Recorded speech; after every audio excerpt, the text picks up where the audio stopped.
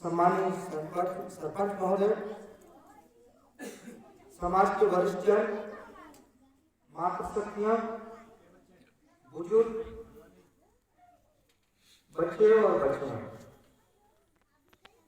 मैं कुल 42 से 43 दिन से नर्मदा यात्रा में निकला हूँ।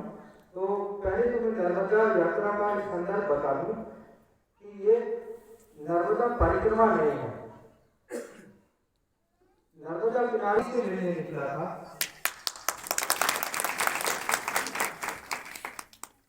और मैं अभी तक लगभग 3500 किलोमीटर चल चुका हूँ। जबलपुर से चला हूँ, 3500 किलोमीटर की यात्रा कर चुका हूँ। और मैं जहां भी मिला हूँ, ज्यादातर 30 साल से ज्यादा उम्र के लोग थे या नवयुवक थे, मगर आज पहली बार स्कूल के छात्र और छात्राएं मेरे पास ज्यादा हैं, सामने ज्यादा हैं। इसलिए मैं जो बोलने आया था उससे थोड़ा हट के बोलना शुरू कर रहा हूँ। और मैं चाहूंगा कि मैं सबसे पहले मैं बच्चों से बात करूं, और क्योंकि बच्चे हैं और मेरी प्रायोरिटी भी बच्चे हैं, ये हमारे समाज के और देश के भविष्य हैं। तो मैं सबसे शुरुआत अपने बच्चों से शुरू करता हूँ। मैं बच्चों से गुजारिश है, सलाह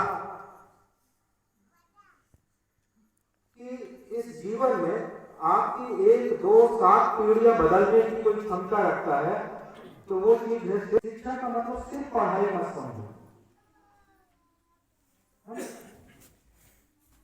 जब हम पढ़ने जाते हैं तो 100 बच्चों में से हर बच्चा पहला, दूसरा, तीसरा, चौथा, पांचवा आता है, और कुछ पीछे आते हैं। जो पीछे आ रहे हैं उसके 2-3 कारण हो सकते हैं। एक तो वो ध्यान नहीं दे पा रहे पढ़ाई पे, वो पढ़ाई का महत्व नहीं समझ रहे। दूसरा, हर व्यक्ति की एक अलग अलग रुचि होती है। हो सकता है कुछ पढ़ाई में मास्टर हो, कुछ खेल कूद में भी मास्टर हो सकते हैं, कुछ संगीत में भी हो सकते हैं, किसी की रुचि गायन में भी हो सकती है। तो अपना जीवन और समाज का नाम रोशन करने के लिए पढ़ाई ही सब कुछ नहीं है ना।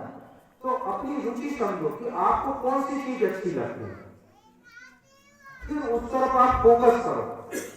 अगर आपको लगता है कि मुझे खेलना अच्छा लगता है तो कोई खेल एक पकड़ो और फिर पूरा ध्यान खेल पे दो। अगर कोई संगीत आपको रुचिकर लगता है तो संगीत पे भी ध्यान दो, और पढ़ाई रुचिकर लग रही तो पढ़ाई पे दो। एक कोर्स सेक्टर पर ये 8वीं के बाद समझ में आएगा कि आपको क्या अच्छा लगता है। 8वीं तक तो आप पढ़ाई पे बहुत अच्छा ध्यान दो, बाकी चीजों पे थोड़ा थोड़ा ध्यान। 8वीं के बाद समझ को आएगा, 8वीं के बाद, कि हमें किधर ध्यान देना। दूसरी चीज मैं कह रहा हूं कि पढ़ाई या शिक्षा में पैसा कभी महत्वपूर्ण रोल नहीं निभाता है। पैसा महत्वपूर्ण नहीं है। अपना कैरियर और भविष्य बनाने के लिए सबसे अच्छी चीज तो शिक्षा है। शिक्षा के लिए पैसा महत्वपूर्ण नहीं है। सबसे महत्वपूर्ण है आपकी लगन, आप शिक्षा पे कितना ध्यान दे रहे हैं। और उसका सबसे अच्छा उदाहरण मैं अपने आप को बोलता हूँ, अपने समाज के लिए।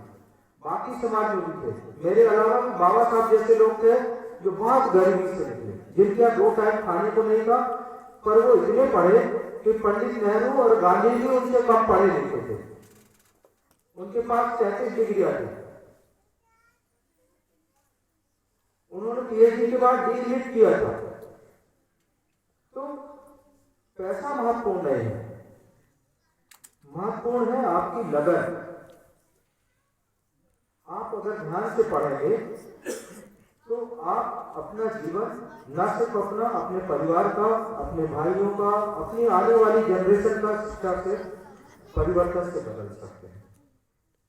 दूसरा, हम लोग शिक्षा को थोड़ा बहुत ही वैसा सोचते हैं कि शिक्षा यानी 12वीं पढ़ लिया, 8वीं पढ़ लिया या बीए पढ़ लिए, ये कोई शिक्षा नहीं है।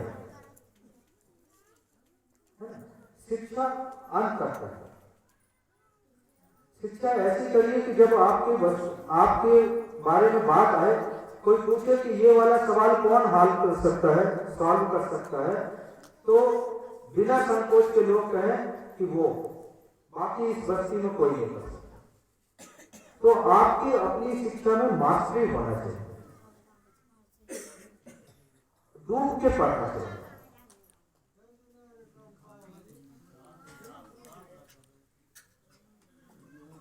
और जब भी कुछ पढ़े हैं आप, जब भी आपको लगे कि आपने एक पन्ना पढ़ा, तो उसको सबसे पहले अगले दिन या जब भी पहली फुर्सत मिले एक कॉपी पेन में उसको लिखने की कोशिश करो।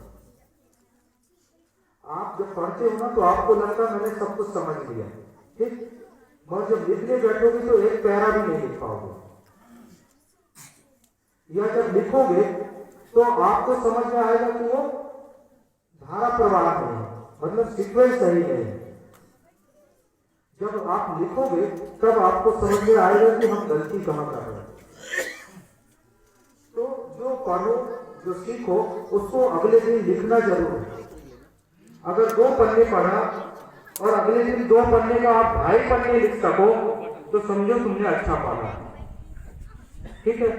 और अगर पढ़ा और आप 2 पन्ने पढ़ के एक पैराग्राफ भी नहीं लिख पा रहे हो तो मतलब आपने अच्छे से नहीं पढ़ा, कुछ छूट रहा। तो जो पढ़ो उसको लिखो, लिख के देखो कि कितना, जब लिख लो तो फिर दूसरी चीज आती है कि कितने जल्दी लिखा। पहली बार भी लिखोगे तो आपको आधा घंटा भी लग सकता है, क्योंकि आप सोच सोच के लिख रहे हो, वो याद कर करके लिख रहे हो। तो अगर पहली बार में आपने आधा घंटे में लिखा है तो अगली बार कोशिश करो कि इसको 20 और 25 मिनट का लिखना है। 25 और 20 मिनट में जब आप लिखो तो इसका भी ध्यान रखना है कि क्वालिटी नहीं बिगड़नी चाहिए। कोई जो मुख्य चीजें हैं उस विषय की, उस सब्जेक्ट की, वो छूटना नहीं चाहिए। गांधी जी के बारे में लिखे तो उनका जन्म स्थान और मृत्यु सबसे की पर्सन, वो 3 चीजें नहीं छूटना चाहिए। ऐसा ही हर विषय के बारे में कि अगर आप किसी विषय को पढ़े और लिख रहे तो उसके जो सार तत्व है वो छूटने नहीं चाहिए। और वो तब पता चलेगा कि सार तत्व छूट रहा है या नहीं जब आप लिखोगे। तो लिखने की आदत है। लिखने से 2 चीज होगी, एक तो आपकी हैंडराइटिंग सुधरेगी और दूसरा आपको ये पता चलेगा कि जब हम पढ़ते हैं तो उसमें से कितना याद रहता है।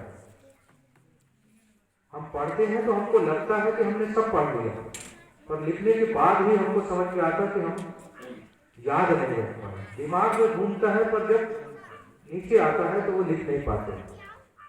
तो पढ़ो, पढ़ने के बाद उसको लिखो, लिखने के बाद उसको ये चेक करो कि सार तत्व आए कि नहीं, और फिर उसको स्पीडली लिखने की आदत है। क्योंकि जब आप किसी परीक्षा में बैठोगे तो कोई भी चीज लिखने के लिए समय सीमा होती है कि ये चीज आपको 15 मिनट में करनी है, आधा घंटे में करनी है, 1 घंटे में करनी है। तो समय बहुत महत्वपूर्ण चीज है, इसलिए जब भी कुछ लिखो वो। दूसरा, परीक्षा में जब लिखो, अगर परीक्षा में कह रहा है कि आपको 200 शब्द में ही लिखना है तो शब्द 200 से ज्यादा नहीं होना चाहिए। होना ये चाहिए कि 1 लाइन गिन लो, 1 लाइन में अगर 10 शब्द हैं तो 200 शब्द हुए तो आपको 20 लाइन में उत्तर लिखना है, ठीक है। 2 से ज्यादा 20 लाइन से ज्यादा में नहीं लिखना है। मतलब आपको कहा गया है 200 शब्द में लिखने, और आप अगर 500 शब्दों में लिख रहे हो तो आपको ज्यादा नंबर नहीं मिलने वाले।